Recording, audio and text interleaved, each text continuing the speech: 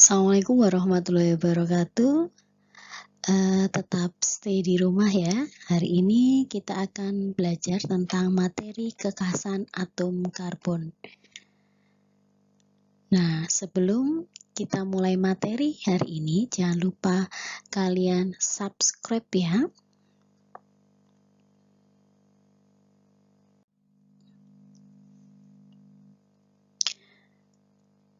Dapatkah kalian menyebutkan bahan-bahan yang dapat menghasilkan arang dalam proses pembakaran? Nah, perhatikan baik-baik gambar di bawah ini ya. Tentukan mana yang dapat menghasilkan arang dalam proses pembakaran. Nah, kalau kalian lihat, arang itu dia memiliki karbon sebagai bagian dari massa terbesarnya, dan karbon dapat dihasilkan atau dibakar menjadi gas karbon monoksida atau karbon dioksida. Yang perlu kalian ingat bahwa hasil pembakarannya karbon monoksida berarti dia pembakarannya tidak sempurna.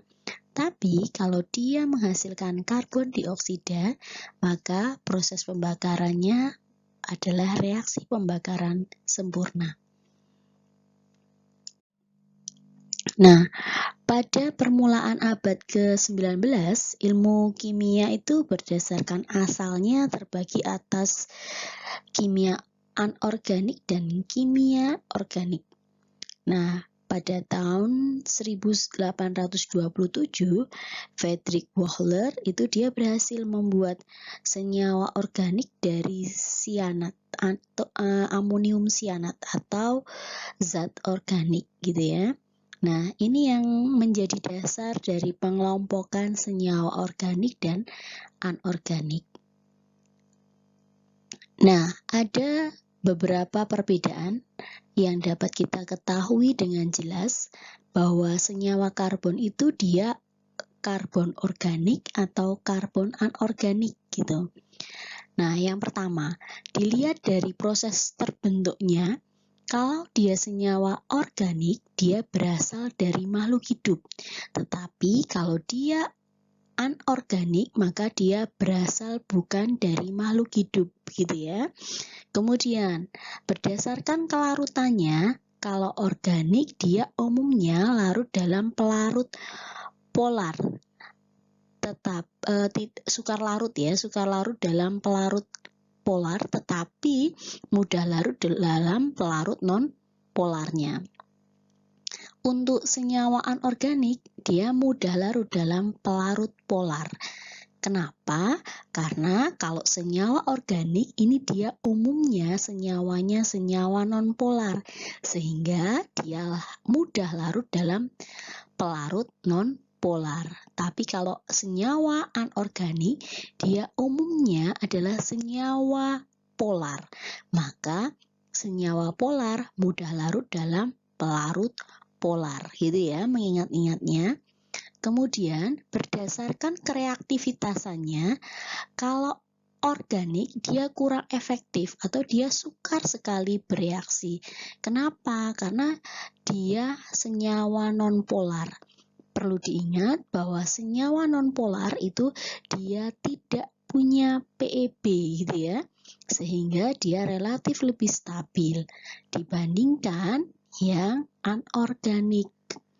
Karena biasanya anorganik itu dia mempunyai PEB sehingga dia reaktif dan umumnya reaksinya berlangsung dengan cepat.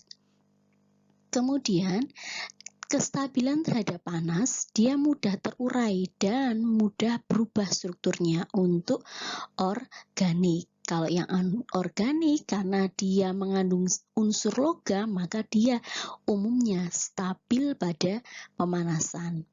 Nah, ini akan berakibat pada apa? Berakibat pada titik didih dan titik leburnya. Kalau senyawa organik, dia lebih rendah dibandingkan yang anorganik. Anorganik karena dia mengandung unsur logam, maka biasanya titik didihnya atau titik leburnya dia sangat tinggi gitu ya. Kemudian Strukturnya kalau organik dia mempunyai rantai atom karbon.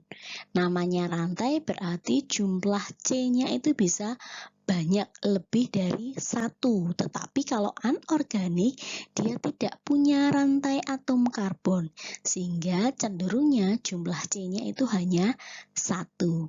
Nah, bisa dicontohkan kalau yang senyawa organik itu misalnya asam cuka CH3COOH, glukosa C6H12O6. Berarti kan bisa diketahui bahwa jumlah C-nya lebih banyak gitu ya.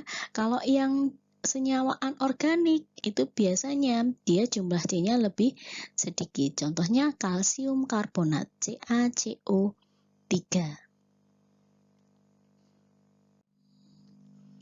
Pembuktian adanya atom hidrogen dan karbon. Jadi para ilmuwan itu berusaha membuktikan bagaimana atom hidrogen dan karbon itu bisa kita ketahui gitu ya.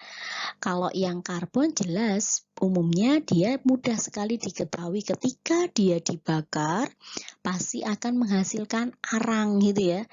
Atau lebih tepatnya begini, ketika kamu menggoreng pisang gitu ya. Ketika kamu menggoreng pisang, tadinya minyaknya itu bening. Tapi setelah pisang itu kamu masukkan ke dalam minyak panas, nanti di sekitar wajan itu pasti akan terbentuk endapan berwarna hitam. Nah, itu artinya pisang mengandung senyawa karbon.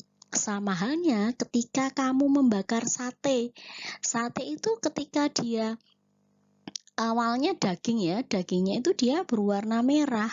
Tapi ketika dia dibakar itu warnanya menjadi kehitaman dan muncul arang gitu ya. Itu ciri utama dari karbon.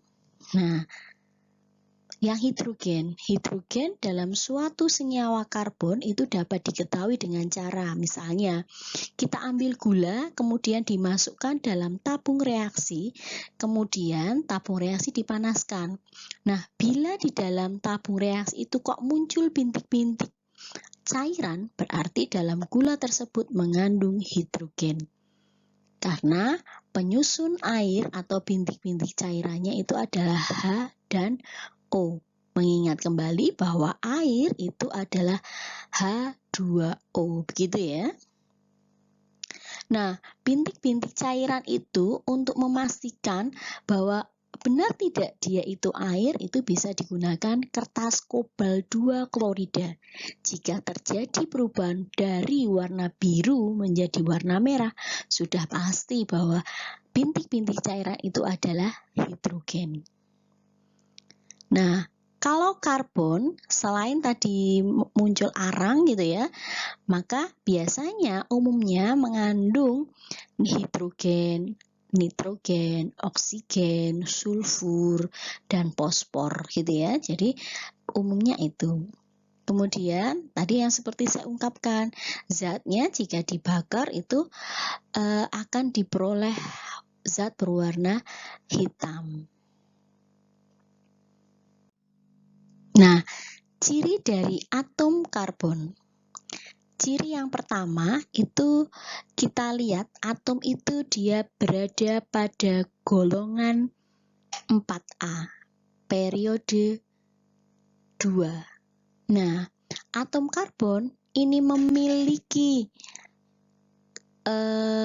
nomor atom 6, sehingga konfigurasi elektronnya 2, 4 atau 1s2, 2s2, 2p2 gitu ya. Sehingga diperoleh elektron valensinya sama dengan 4. Elektron valensi itu apa? Elektron valensi adalah elektron yang berada pada kulit terluar. Nah, hubungannya elektron valensi dengan struktur Lewis itu adalah EV sama dengan tanda Lewisnya. Karena dia punya EV 4, maka tanda Lewisnya sebanyak 4, gitu ya.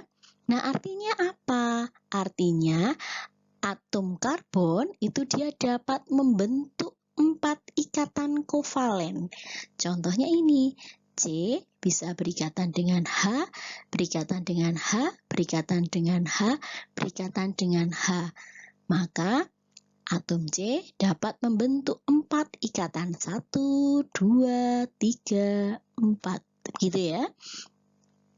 Yang kedua, ciri khas yang kedua, itu atom karbon itu dia dapat membentuk senyawa yang stabil. Kenapa dia bisa membentuk senyawa yang stabil?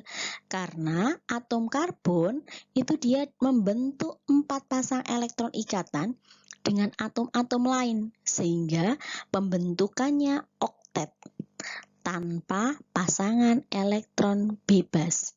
Nah, karena dia tidak memiliki pasangan elektron bebas, inilah yang mengakibatkan persenyawaan atom karbon itu dia sangat stabil.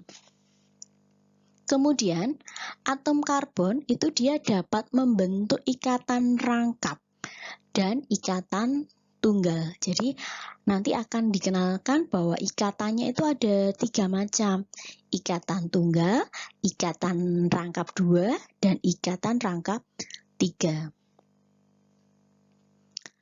Yang keempat, atom karbon itu dia biasanya relatif kecil. Kenapa relatif kecil? Karena sesuai dengan nomor periodenya, yaitu periode kedua, atom karbon hanya memiliki 2 kulit atom, gitu ya. 2, 4. Maka mencirikan dia punya 2 kulit atom. Sehingga kalau kulit atomnya hanya 2, otomatis jari-jari atom karbon itu dia lebih kecil. Hal ini menyumbangkan 2 keuntungan. Keuntungan yang pertama, ikatan kovalen yang dibentuk karbon itu dia relatif kuat. Yang kedua, karbon dapat membentuk ikatan rangkap dan ikatan rangkap 3. Sehingga semakin besar jari-jari atom, maka akan semakin lemah ikatan yang dibentuknya. Sementara ikatan rangkap hanya bisa dibentuk oleh atom yang relatif kecil, yaitu unsur periode kedua. Beberapa unsur periode ketiga, unsur periode keempat, dia tidak bisa membentuk ikatan rangkap. Kenapa? Karena jari-jari atomnya lebih besar, begitu ya. Nah, yang kelima, atom karbon itu dia dapat membentuk rantai lurus dan rantai bercabang. Kekhasan atom karbon yang tidak dimiliki oleh atom lain adalah kemampuannya membentuk rantai yang sangat panjang antar sesama atom karbonnya. Sehingga rantai atom karbonnya itu bisa dapat lurus atau bercabang antara ujung-ujung atom C-nya tidak saling berhubungan.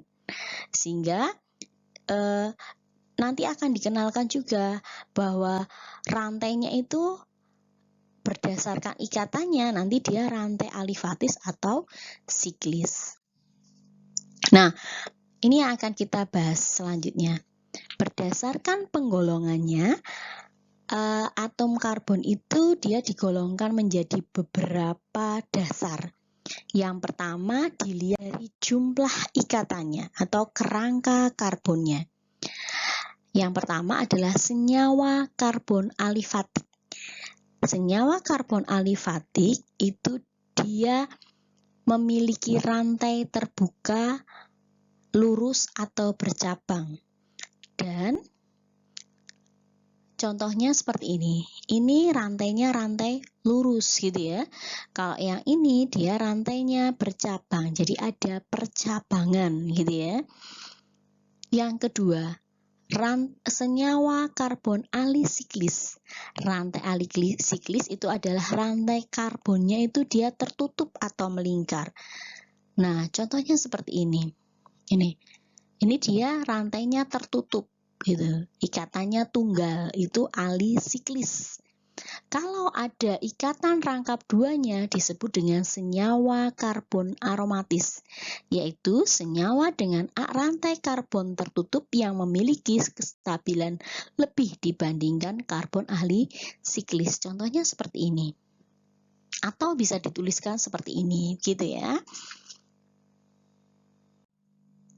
Nah, berdasarkan kejenuhan ikatannya, dia dibedakan menjadi dua, senyawa jenuh atau yang sering disebut dengan ikatannya tunggal. Contohnya seperti ini. Kalau dia ikatannya tunggal semua, itu berarti dia jenuh. Mengingat-ingatnya begini, ketika kamu sendirian, pasti kamu akan merasa jenuh. Maka disebut dengan senyawa jenuh, ikatannya tunggal, gitu ya. Kemudian yang kedua adalah senyawa tak jenuh. Senyawa tak jenuh, kenapa disebut tak jenuh? Karena ikatannya itu rangkap, bisa rangkap 2 atau rangkap 3. Diibaratkan kalau kamu mempunyai teman, kamu menjadi tidak jenuh. Tapi kalau kamu sendirian, maka kamu akan merasa jenuh, gitu ya. Contohnya seperti ini, bisa rangkap 3 atau dia rangkap 2, maka dia disebut dengan senyawa tak jenuh. Nah, berdasarkan jumlah atom karbon yang diikat dan posisi atom karbon itu dia dibedakan menjadi 4. Yang pertama, atom C primer.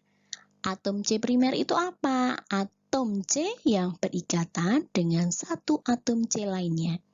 Kalau atom C primer sekunder itu berarti atom C-nya berikatan dengan 2 atom C lainnya. Yang ketiga, atom C tersier. Atom C yang berikatan dengan 3 atom lainnya. Yang keempat, atom C kuarterner. Atom C yang berikatan dengan 4 atom C lainnya, begitu ya. Nah, kita amati di sini. Ada 8 karbon.